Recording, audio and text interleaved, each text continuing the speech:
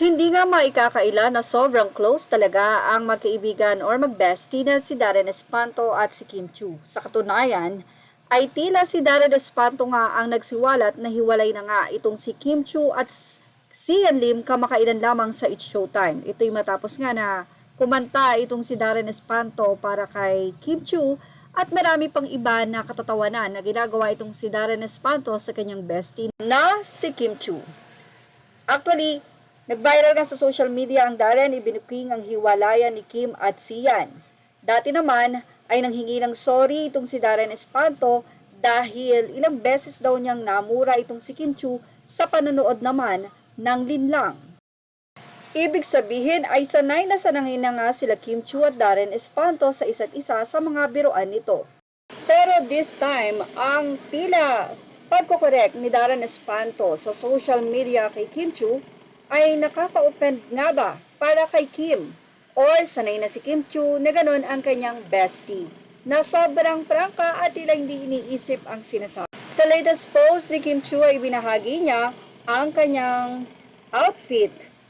Check, at doon ay mayroon nga siyang caption na Dubai bound. Siyempre, doon nga sa comment section ay makikita na nag-react dito si Darren Espanto. Doon nga sa comment section ay kinurek nga ni Darren Espanto si Kim Chiu at sinabi niyang, hindi bound kung nandyan ka na, bestie. Nag-response naman dyan si Kim Chiu at sinabi niya na nasa Manila pa siya nung ipinost niya ang photo, kaya naman technically tama ang post or caption ni Kim Chiu na Dubai bound dahil wala pa naman siya sa Dubai. Nagkaroon naman ng 76 na reaction ang nasabing komento o pag-correct na ito ni Darren Espanto kay Kim Chiu. Narito naman ang naging reaksyon ng mga followers ni Kim Chiu at ng kanyang bestie na si Darren. Anila, ha ha ha ha, grammar Nazi, charis, ha ha. Sino naman ang isa, ha ha ha, late reaction ng ating princess. Basag trip ka na naman, Darren. Kim o. Sa iba ng mga komento, sa airport pa po ang picture niya, kaya bound pa lang. Sa naman ang isa, late upload lang, bestie mo, ang pics niya papunta pa lang po. Sa naman ang isa, yung OOTD and pic daw po niya, pang Dubai bound.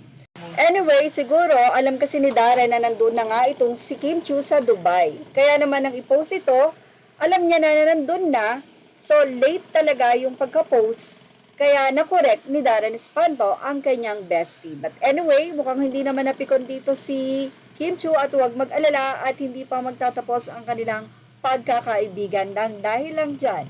At yan ang ating showbiz now update. Images are all credit to the rightful owners. Thank you for watching. Please like, share, and subscribe.